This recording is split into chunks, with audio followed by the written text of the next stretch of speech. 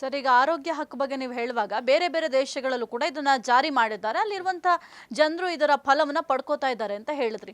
ನಮ್ಮ ದೇಶದಲ್ಲಿ ಜಾರಿ ಮಾಡ್ಲಿಕ್ಕೆ ಏನ್ ಸಮಸ್ಯೆ ಆಗುತ್ತೆ? ಈಗ ಬೇರೆ ದೇಶಕ್ಕೆ ಆಗದೇ ಇರುವಂತ ಸಮಸ್ಯೆ ನಮ್ಮ ದೇಶಕ್ಕೆ ಏನಾಗುತ್ತೆ? ಖಂಡಿತವಾಗ್ಲೂ ಏನು ಸಮಸ್ಯೆ ಇಲ್ಲ. ಪೊಲಿಟಿಕಲ್ ವಿಲ್ ಪವರ್, ರಾಜಕೀಯ ಇಚ್ಛಾಶಕ್ತಿ ಕೊರತೆ.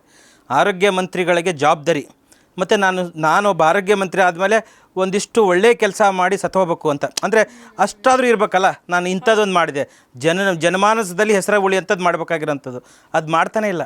ಜವಾಬ್ದಾರಿನೇ ಇಲ್ಲ, ಅದ್ರ ಬಗ್ಗೆ ಗಮನವೂ ಇಲ್ಲ. ಕಾರಣ ಅವ್ರ ಮಕ್ಕಳು ಯಾರೂ ಸಾಯ್ತಾಯಿಲ್ಲಲ್ಲ.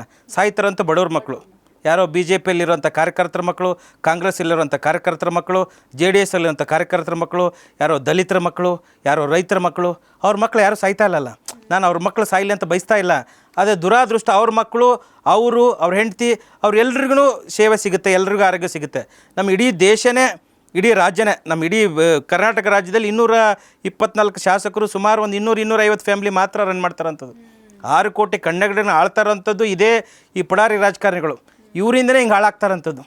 ಹಾಗಾಗಿ ಜನ ಪ್ರಶ್ನೆ ಮಾಡಬೇಕು, ಇವಾಗ ಯಾರು ದೊಡ್ಡವರಲ್ಲ ಅನ್ನೋದಕ್ಕೆ ಒಂದು ನಿದರ್ಶನ ಆಗಿರೋಂಥದ್ದು. ಯಾರು ಮಹಾತೀತರು ಅತೀತರು ಏನು ಅಲ್ವೇ ಅಲ್ಲ. ಸೋಷಿಯಲ್ ಮೀಡಿಯಾದ ಪ್ರಶ್ನೆ ಮಾಡಿ, ಆರೋಗ್ಯ ಹಕ್ಕೋಬೇಕು, ನಮ್ಮ ಆಸ್ಪತ್ರೆಯಲ್ಲಿ ಡಾಕ್ಟ್ರ್ ಬರ್ತಾ ಇಲ್ಲ, ನರ್ಸ್ ಇಲ್ಲ, ಮೆಡಿಸಿನ್ಸ್ ಇಲ್ಲ ಅಂತ ಪ್ರಶ್ನೆ ಮಾಡಿ, ಹ್ಯಾಶ್ಟ್ಯಾಗ್ ಹಾಕಿ, ಮೀಡಿಯಾಗಳಿಗೆ ಬೈಟ್ ಕೊಡಿ, ಸೋಷಿಯಲ್ ಮೀಡಿಯಾದಲ್ಲಿ ಯೂಸ್ ಮಾಡಿ, ಆವಾಗ ಎಲ್ಲರೂ ಸರಿ ಹೋಗುತ್ತೆ. ಪ್ರಶ್ನೆ ಮಾಡದೇ ಇದ್ದರೆ ಯಾವ ಹಕ್ಕುಗಳು, ಯಾವ ಸೌಲಭ್ಯಗಳು, ಯಾವ ಸರ್ಕಾರ, ಯಾವ ಅಧಿಕಾರಿನೂ ಬಗ್ಗೋದಿಲ್ಲ. ಯಾಕಂದರೆ ಅಷ್ಟಿಗೆ ಸಿಸ್ಟಮ್ ಅವ್ರಿಗೆ ಸೆಟಪ್ ಆಗಿಬಿಟ್ಟಿದೆ. ಜನ ಹೋದ್ರೂ ಅಷ್ಟೇ, ಪೊಲೀಸ್ ಸ್ಟೇಷನ್ಗೆ ಹೋದರೂ ಅದೇ ಹಣೆಬರ, ಈ ಡಾಕ್ಟ್ರ್ ಹತ್ರ ಹೋದ್ರು, ಎಲ್ಲಿ ಹೋದ್ರೂ ಎಲ್ಲೂ ನ್ಯಾಯ ಸಿಗಲ್ಲ ಅನ್ನೋದಕ್ಕೆ ಅವರು ಗಿವ್ ಅಪ್ ಮಾಡ್ತಾಯಿದ್ದಾರೆ. ಆದರೆ ಇವಾಗ ಗಿವ್ ಅಪ್ ಮಾಡೋದಕ್ಕಿಂತ ಪ್ರಶ್ನೆ ಮಾಡೋದನ್ನು ಕಲಿಬೇಕು ಅಂತ